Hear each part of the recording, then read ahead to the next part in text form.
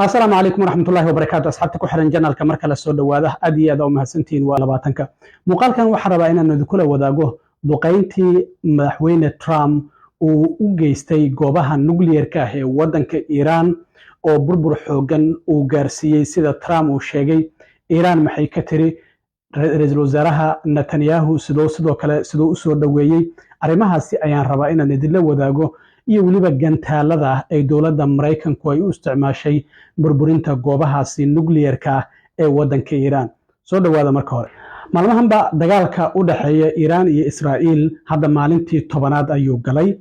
maamulka Trump ayaa laga warsugayay in ay duqeynayaan iyo in kala goobaha nuclearka ee wadanka Iran Trump markii uu kulan la yeeshay golihiisa amniga qaranka afartii maalmood oo u dambeysay in ka badan 5 jeer ayaa ugu dambeyntii maanta waxaa hal mar laga warhelay in saddexdii goobood ee ugu waaweyneed nuclearka wadanka Iran gaar ahaan bacriminta uraniumka laga sameeyo hubka nuclearka in Mareykanku uu ku daqeeyay diyaaradaha B2ga loo yaqaan iyo waliba gantaalo laga tuurayay quusayaal badda jooga sida hadda dowladda Mareykanka ay xaqiijisay Trump ayaa hal mar caalamka la wadaagay in Mareykanku uu duqeyntaasi fuliyay bartiisa Truth Socialka ayaa qoraalkan uu ku soo qoray hadda waxaan dhameystirnay oo aan ku guuleysanay weerar aan ku qaadnay saddex goobood oo goobaha nuclearka ee wadanka Iran oo ay ka mid yihiin Fordow Natanz iyo waliba Isfahan dhamaanba diyaaradihii fuliyay hadda hawada waa ay ka soo baxeen wadanka Iran waxa ayna halkaasi ku dhufteen ayuu yiri culaysyo bam aad u weyn oo ay wadeen isla markaana goobta ugu muhiimsaneed oo ahaa Fordow ayay ku dhifteen wuxuu yiri dhamaanba diyaaradihii hadda iyagoo bad qaba ay Mareykanka ku soo wajahan yihiin waan u mahad celinaynaa geesiyaasheena Mareykanka ma jiro military ka weyn kuwa Mareykanka ama hawsha ay qabteen qaban kara hadda waxa uu yiri waxa la joogaa xilligii nabadda oo Iran ay nabadda qaadan lahayd marka intaas markii uu soo qoray kadib haddana Trump waxa uu soo raaciyay qoraalka kale uu leeyahay shir jaraa'id ayaan qabanayaa haddaba shirkii jaraa'id waa uu qabtay muxuuse uga hadlay marka waxa la leeyahay hadda hubka ay isticmaashay dowladda Mareykanka marka laga soo tago diyaaradaha B2ga gantaaladaha GBU 57 oo 30,000 oo tan culayskoodu uu yahay oo bunker busters kala yiraahdo oo goobaha dhulka hoostiisa qarxiya in 6 kamida lagu dhuftay meesha la yiraahdo Fordow oo buuraleyda ku tiilay isla markaana la leeyahay waa meesha ugu muhiimsanayd waxa sidoo kale jira in ilaa iyo 30 gantaalo la yiraahdo Tomahawk lagu dhuftay goobaha kale ee Isfahan iyo waliba Natanz waxaana la leeyahay waxa soo tuurayay quusayaal badda jooga oo diyaaradahaasi xitaa maba aysan fulinaynin marka waxa loo isticmaalay goobtaasi Natanz waxa la dhahayay waa goobta Fordow aan iraado oo buuraleyda ah 1 iyo 2 iyo 3 kuma fulna marka hadda Mareykanku waxay leeyihiin 6 ayaan ku dhufanay meeshaas la yiraahdo Fordow halka sidoo kale Isfahan iyana ay qarxiyeen arintaas waxa soo dhaweeyay ra'iisul wasaaraha wadanka Israa'iil Benjamin Netanyahu waxa uu uga mahad celiyay madaxweyne Trump go'aanka uu qaatay oo ku tilmaamay mid geesinimo leh waxa uu sheegay in howlgalka ay ugu magac dareen Rising Lion amaba libaaxa soo baxaya oo ciidamada Israa'iil ay ku wadeen Iran 8 maalmood ama 9 maalmood ee la soo dhaafay in guulo waaweyn uu soo hayay laakiin waxa uu yiri arrintan taariikhda ayaa qori doonto waxa uu sheegay in go'aanka uu qaatay madaxweyne Trump ee meesha ka saartay iyo sida uu dhigay dowladda ugu qatarsan caalamka in hubka nuclearka ay ugu qatarsan caalamka ay hesho waxana uu sheegay in bariga dhexe hadda barwaaqo iyo nabad uu noqon doono waxa uu yiri marka hore waa inaad awood yeelataa marka dambana ay nabadu timaada sida darteed ayaa madaxweyne Trump uga mahad celiyay howlgalkaasi uu fuliyay oo goobaha nuclearka Iran uu ka fuliyay waa kan Netanyahu oo muuqaal kooban oo 1 daqiiqo iyo 20 sekana soo dhigay bartiisa Twitterka oo hadda X loo yaqaan Congratulations President Trump. Your bold decision to target Iran's nuclear facilities with the awesome and righteous might of the United States will change history. In Operation Rising Lion, Israel has done truly amazing things. But in tonight's action against Iran's nuclear facilities, America has been truly unsurpassed. It has done what no other country on earth could do. History will record that President Trump acted to deny the world's most dangerous regime the world's most dangerous weapons. His leadership today has created a pivot of history that can help lead the Middle East and beyond to a future of prosperity and peace. President Trump and I often say, peace through strength. First comes strength, then comes peace. And tonight, President Trump and the United States acted with a lot of strength. President Trump, I thank you. The people of Israel thank you. madaxweynaha waddanka Iiraan ninka la yiraahdo Masoud Pezeshkian ayaa isaguna waxa uu ka dhigay in jawaab celin adag ay dowladda Iiraan ay arintan ka bixin doonto waxana uu yiri waxa ay noqon doontaa mid burburisa waddanka Israa'iil iyadoo hadda aan la ogeyn jawaabta inta ay la ekaan doonto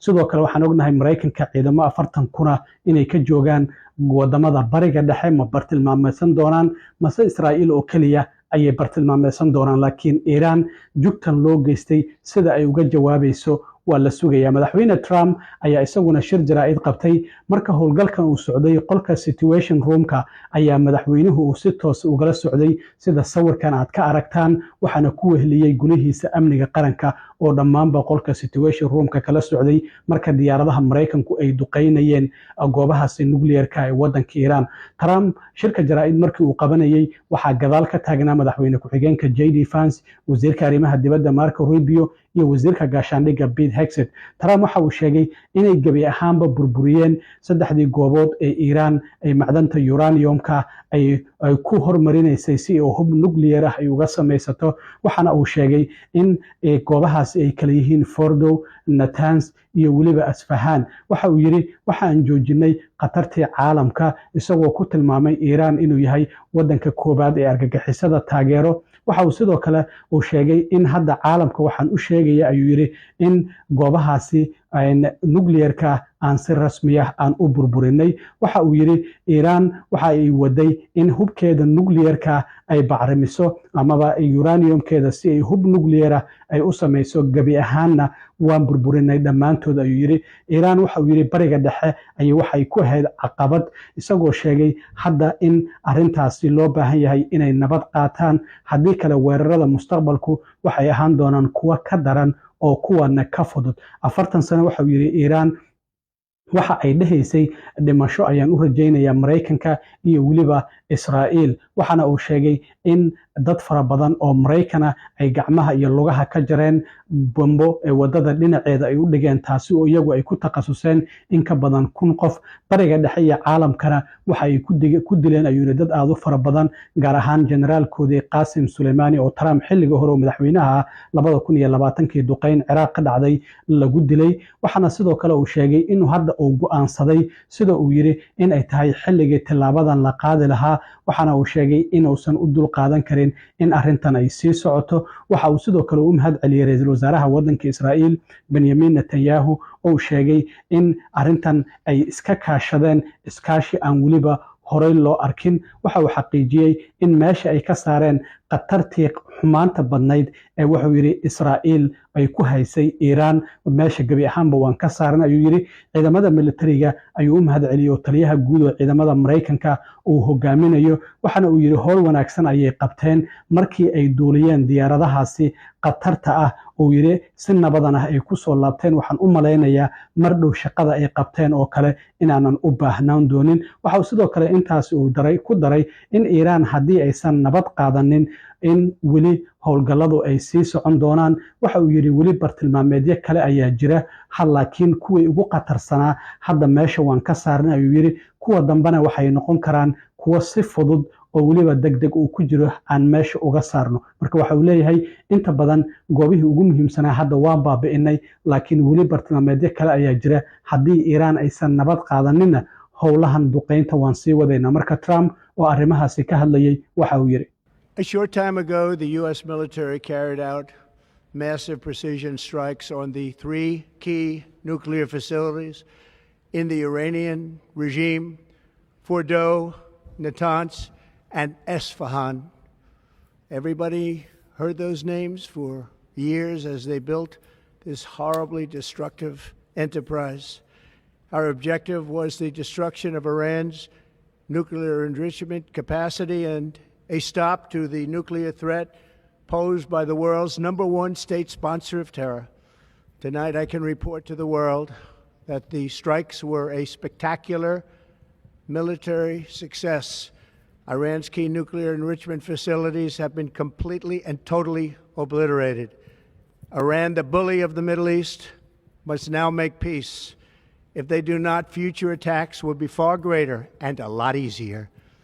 For 40 years, Iran has been saying death to America, death to Israel.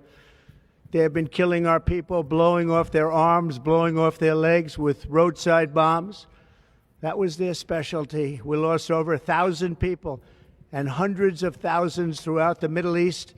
and around the world have died as a direct result of their hate. In particular, so many were killed by their general,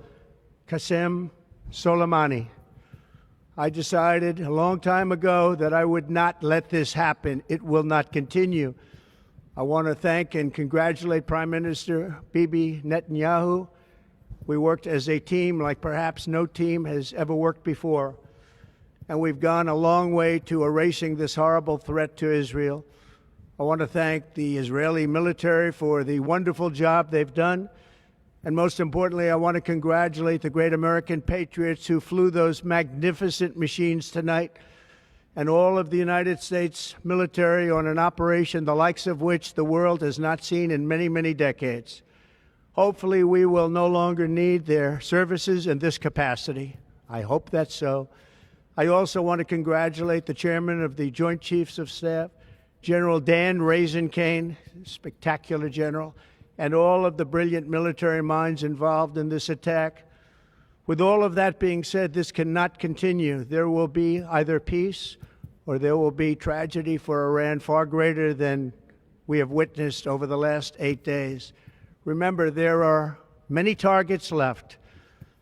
Tonight's was the most difficult of them all, by far, and perhaps the most lethal. But if peace does not come quickly, we will go after those other targets with precision, speed, and skill. Most of them can be taken out in a matter of minutes. There's no military in the world that could have done what we did tonight, not even close. There has never been a military that could do what took place just a little while ago. madaxweyne Trump waxa uu sidoo kale sheegay in maalinta beriya 8 subaxnimo ay shir diraayid wasaaradda gaashaandhigga ay ku qaban doonaan wasiirka gaashaandhigga Pete Hegseth iyo taliyaha guud ee ciidamada Mareykanka. waxyaabaha kale ee soo kordhay waa idin soo socodsiin doonaa. aad iyo aad u mahadsantiin asxaabta intaan mar kale kulmi doono. waa saaxiibkeen Cilmi Waaro idin la sida iyo nabadgelyo.